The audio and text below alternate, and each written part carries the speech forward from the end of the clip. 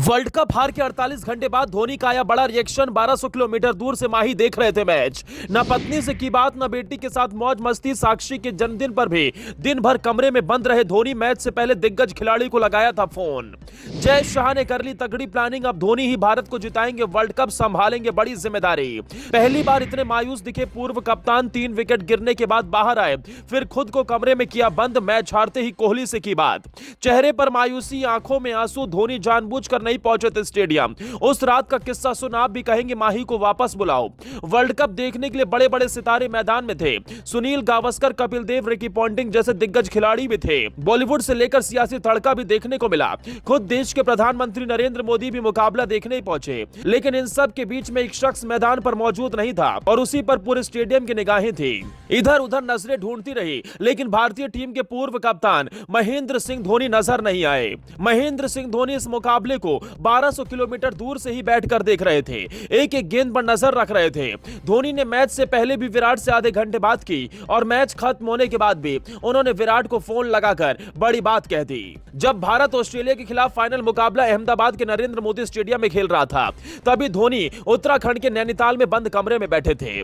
ना उन्होंने पत्नी साक्षी से बात की, ना ही अपनी बेटी के साथ मौज मस्ती।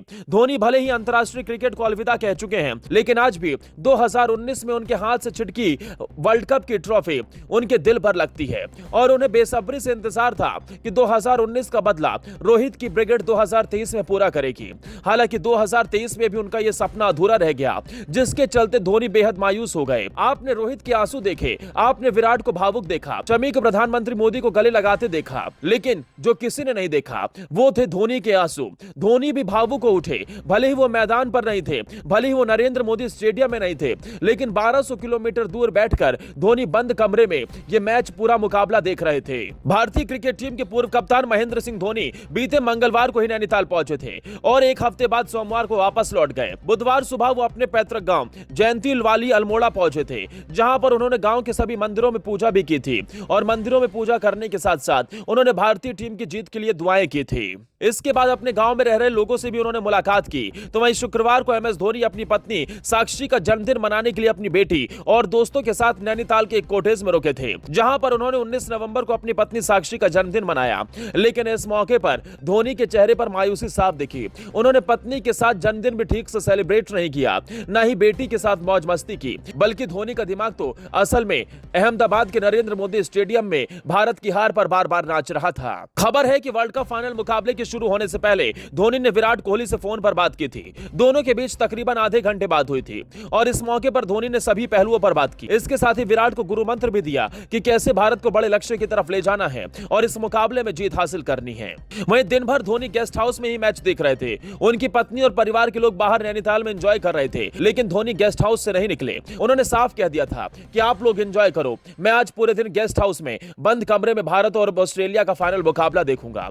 एक एक बॉल पर धोनी की नजर थी। वहीं मैच की शुरुआत से कमरे में कैद धोनी 3 विकेट गिरने के बाद कुछ देर बाहर जरूर दिखाई दिए, लेकिन वो उस दौरान बेहद परेशान भी दिखे। वहीं एमएस धोनी नैनीताल से पंतनगर के लिए रवाना हुए और विश्व कप में भारत की हार का दुख भी उनके चेहरे पर साफ झलक रहा था।